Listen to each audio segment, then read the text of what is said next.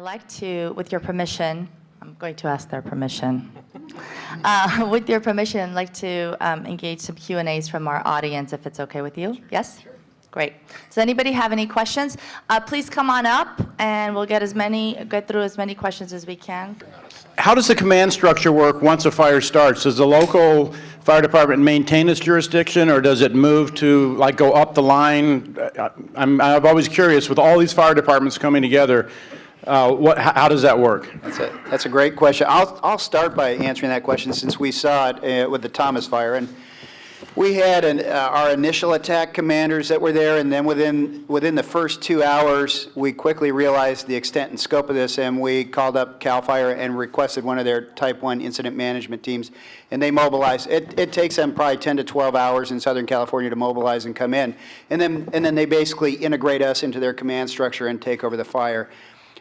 We do that because, again, it goes back to that thing where we recognize that we all individually can't take care of these huge incidents, and because Chief Pimlott brings a very, very large checkbook. He just wants us for money. Yeah, but other than his checkbook, because we do the same thing, it's unified command. As an example, like for my partner here to the right of me, LA City, when we have a fire that's affecting multiple jurisdictions, then we'll call it unified command. So whomever jurisdiction is affected by the incident, so in our particular situation it would be LA City, LA County, might be LAPD and the sheriff there. We'll unify, so basically we're connected to the hip, and whatever decisions are made in relation to mitigating the fire or the incident, it's a joint unified message and joint unified command structure in relation to how those incidents are managed. Thank you all for being here. You're heroes to me. My brother retired as a captain in the Orange County Fire Department, and the best friend of my growing up years, father retired as a battalion chief in Los Angeles City.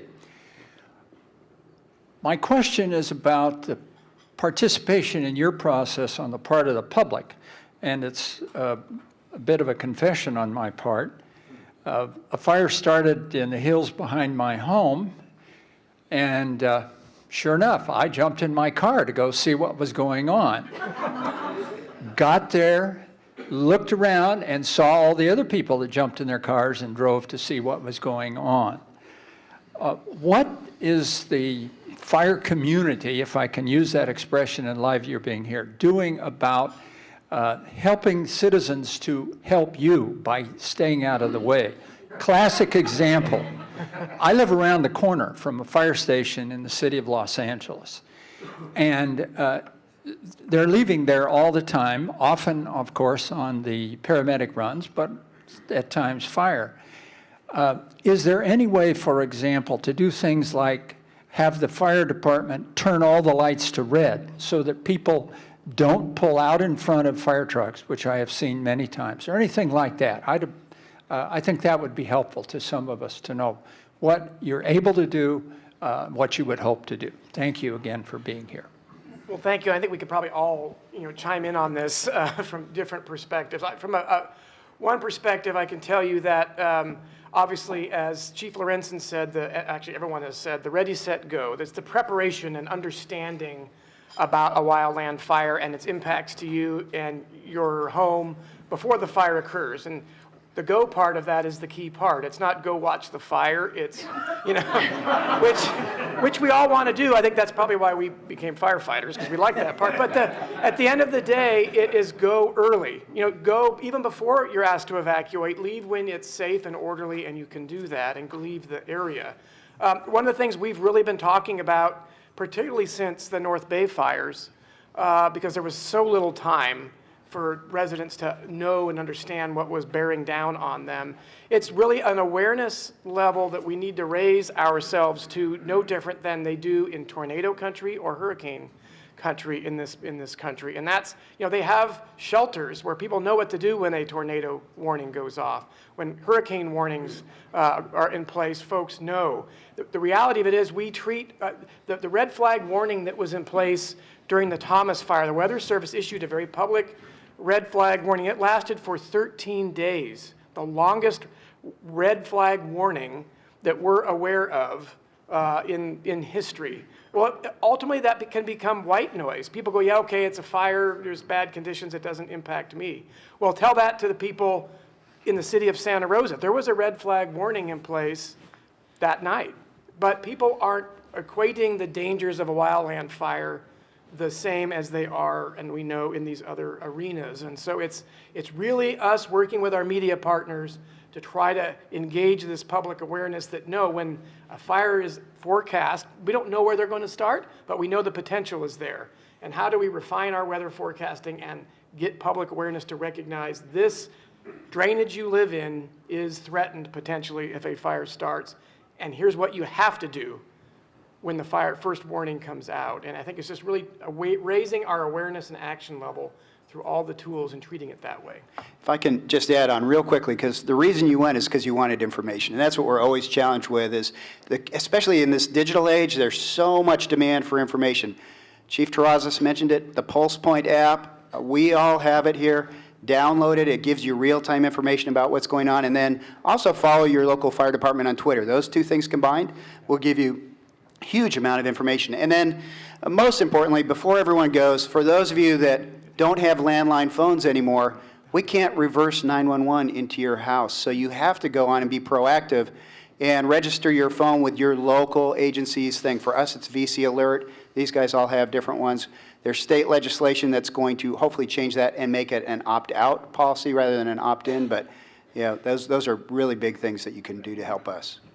And I want to make a point that Chief Lorenzen, and I can't stress this enough, and it's one of my pet peeves, but there's a lot of community Facebook pages that you may have in your local community that kind of people put information on what they might hear on the radio.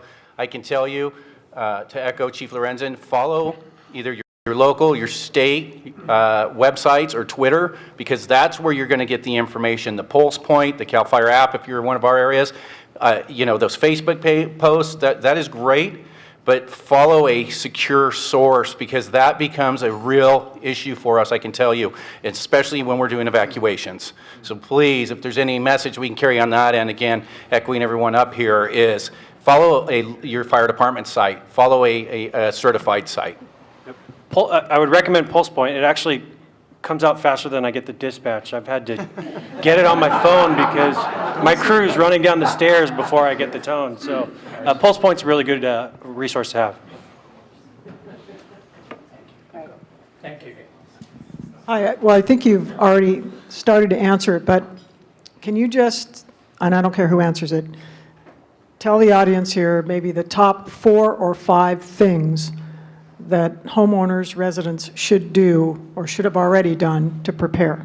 Just what are the basic things that we should do? Weed abatement would be first priority. If you can get 100 feet of defensible space, anything combustible around your house, clean off your rooftops, your gutters, all those leaves. I mean, the reality of it is these embers can carry miles, and although they don't have a lot of heat, that small ember that ends up in your gutter or in the crevice in your roof will then start a fire. Another thing that you can do is put like a spark arrestor type mesh material over all of your openings into your roof.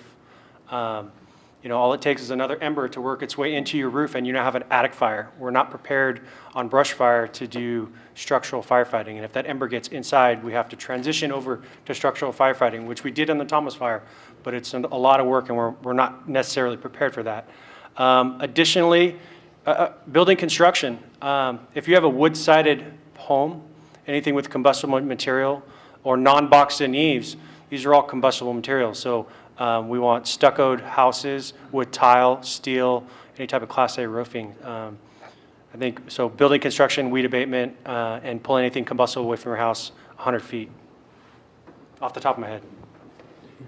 Well, and echoing, again, that's my favorite word, Captain Kelly. Something that we learned out of the October and December fire sieges is one, everything he said, but have a go bag with either important documents, your medications, that becomes one of the biggest things, and have it ready where you can grab and literally go.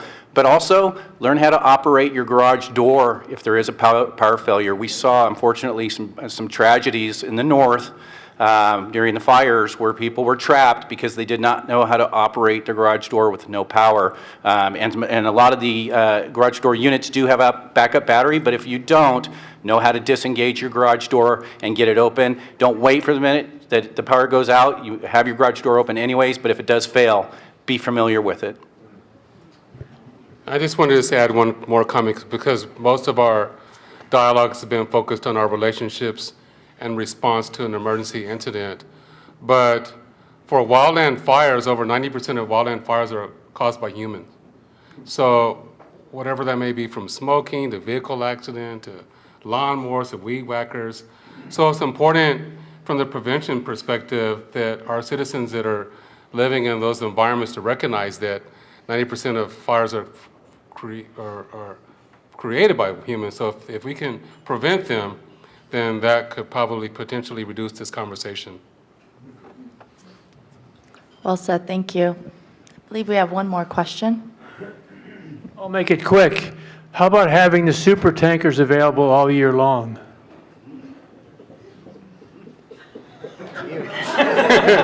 You're talking about the super scoopers or the Super yeah. scoopers. Well, we provide the appropriate resources that we think that we need for throughout the year, and for Los Angeles County, and this is a shared resource with the city and Ventura because we help our partners, but we lease the super scoopers.